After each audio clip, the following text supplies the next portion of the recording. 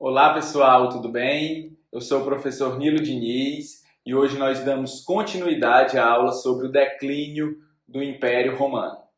Na nossa última aula, nós apontamos algumas características de transformação do chamado Baixo Império Romano, ou seja, aquele período que vai do século III ao século V depois de Cristo, né? E aí eu apresentei características estruturais, né? Características que permanecem em uma longa duração, mesmo sendo transformação, tá? Quais eram essas características estruturais? Eu falei para vocês que durante esses séculos, Roma passa por um processo de ruralização, ou seja, declínio da atividade comercial nas cidades, declínio das habitações nas cidades e o crescimento da população rural.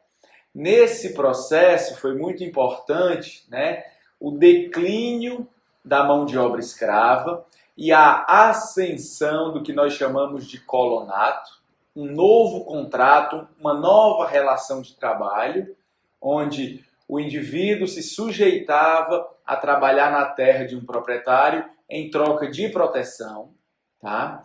Além disso, nós discutimos como que essa população romana vai recebendo também um grande contingente, uma grande quantidade de pessoas chamadas bárbaras, né? De estrangeiros. A maioria desses estrangeiros de origem germânica.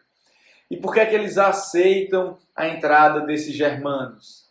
Eles aceitam justamente para suprir aqui a carência da mão de obra escrava.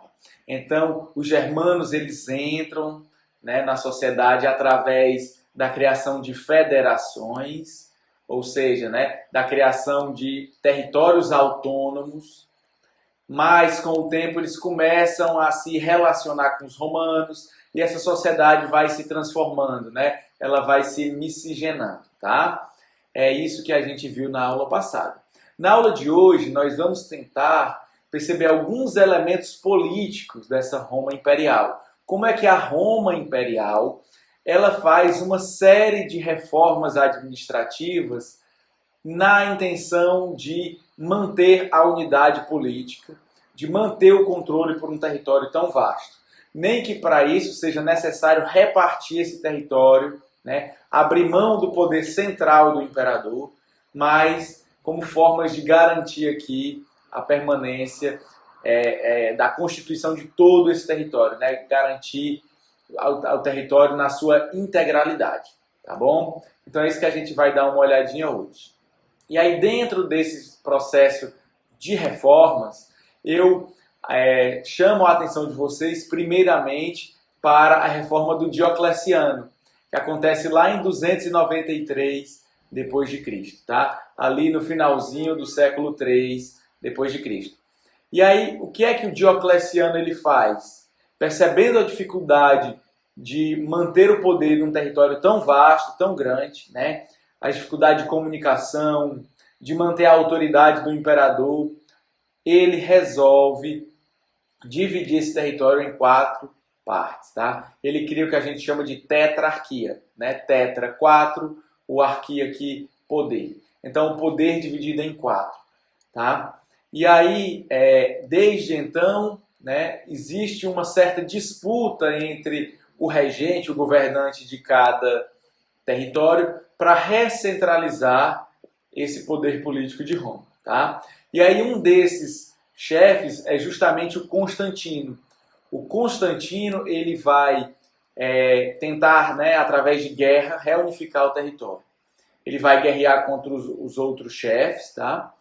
E aí ele faz uma promessa, né? Ele tem um sonho inspirador. Ele faz uma promessa de aceitar o cristianismo caso ele derrotasse um desses reis que estavam em disputa com ele. Ele consegue a vitória e aí ele se torna cristão, tá?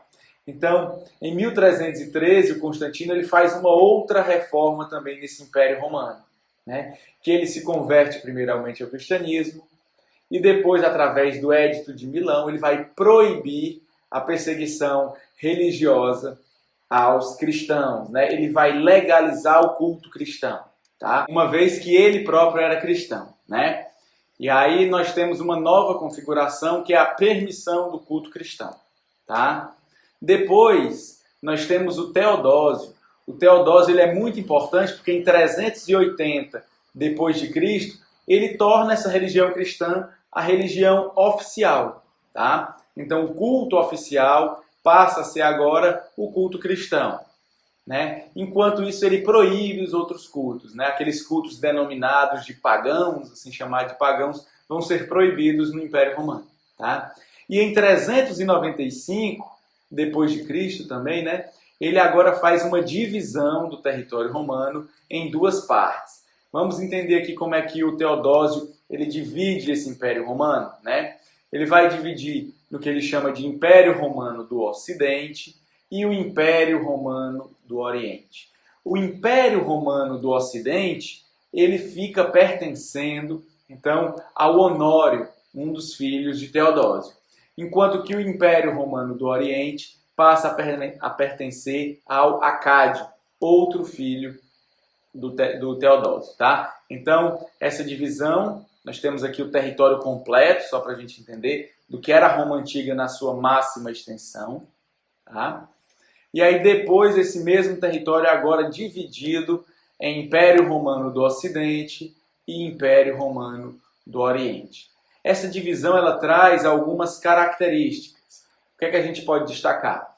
O Império Romano do Ocidente, né, que é esse Império Romano Ocidental, ele começa a passar por um declínio gradativo. É ele que vai ser invadido pelos bárbaros, né?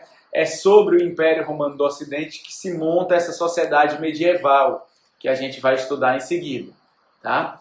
Esse Império Romano do Ocidente, ele também mantém a cultura latina. Já o Império Romano do Oriente, ele vai ser chamado aqui de Império Bizantino, né? Ou seja, o império cuja capital é Bizâncio, é Constantinopla, tá? Então nós temos aqui essa divisão, né? O Império Bizantino, ele permanece até um milênio depois da queda do Império Romano, mais ou menos, tá? Ele fica ali até por volta de 1453 depois de Cristo em permanência, tá? Esse Império Romano do Oriente, né? Esse Império Bizantino, por sua vez, ele tem a cultura grega. Ele não é de cultura latina. Então são grandes diferenças aqui que eu trago para vocês entre o projeto aqui da cultura latina, né, do Império Romano do Ocidente, e da cultura bizantina do Império Romano do Oriente, tá bom? Espero que vocês tenham tido uma boa explicação e nós nos vemos na aula que vem, pessoal.